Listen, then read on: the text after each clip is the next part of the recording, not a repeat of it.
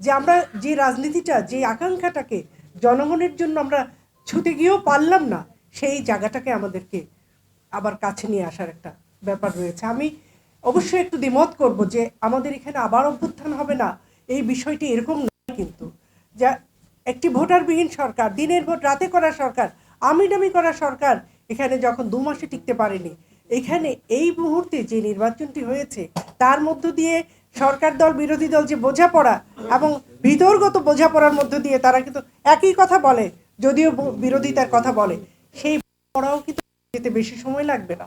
এটা বলছি এই জন্য, যেখানে জন আকাঙ্ক্ষা 24-এর অভ্যুত্থানের এই রক্তাক্ত জন আকাঙ্ক্ষা যখন ছুঁতে পারেনি সেই সাফল্যের জায়গাটি, তাহলে আমাদের এখানে অভাব, চাহিদা, ক্রন্দন তো রয়েছে, রক্তস্নাত রাজপথ রয়েছে, আমাদের সেই সমস্ত মা ভাই বোন যারা এইভাবে জুলাইয়ে আহত হয়েছে, নিহত হয়েছে, তাদের পরিবারের ক্রন্দনও কিন্তু হয়নি।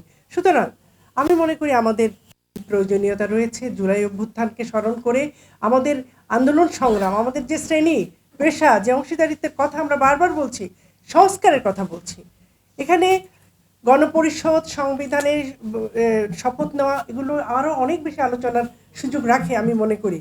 কিন্তু এটাও সত্য যে আমাদের এখানে ভয় ছিল যে আমরা কোথাও না বিপদগ্রস্ত হয়ে পড়ি আবার নতুন করে। এত বড় একটি রক্তাক্ত অধ্যায় যখন নানান রকম গোষ্ঠী দ্বারা প্ররোচিত হয়ে অথবা প্রতারিত হয়ে পড়ে, তখন কিন্তু আমরা নিজেরাও চিন্তাগ্রস্ত হয়ে পড়ি। আমরা যখন দেখেছি শিক্ষককে গাছের সাথে বেঁধে রাখে, তখনই কিন্তু আমরা শঙ্কিত হয়েছি। সব মিলিয়ে আমরা মনে করি আজকের আলোচনায় আমার 1.5-2 ঘন্টা ধরে আলোচনা চলছে, এই আলোচনা চলতেই থাকবে, চালানো উচিত।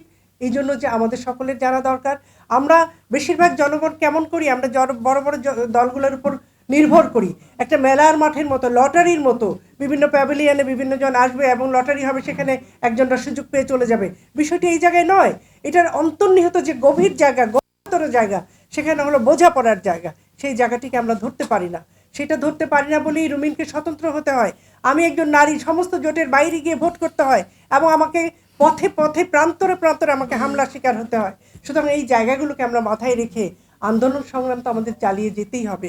সেটা কতক্ষণে মোমেন্টাম পাবে, কতখানি সফল হবে, সেটা একটি বিষয়। কিন্তু আমরা যে জায়গা থেকে কাজ করতে চাই, জনগণের জন্য দেশজ রাজনীতি, সাংস্কৃতিক এবং অর্থনৈতিক উন্নতি করতে চাই, সেই জায়গাটিকে আমরা যদি কাছে আনতে চাই, আমাদেরকে আমাদের মিত্র এবং আমাদের দেশজ রাজনীতির ধারাকে যারা অগ্রসরমান রাখতে চায়, মুক্তিযুদ্ধের ধারাকে যারা সমুন্নত রাখতে চাই, তাদের নৈকট্য খুব দরকার। সেজন্য আমাদের এই আলোচনা, এই ধরনের সেমিনার, আলোচনা সভা চলবে।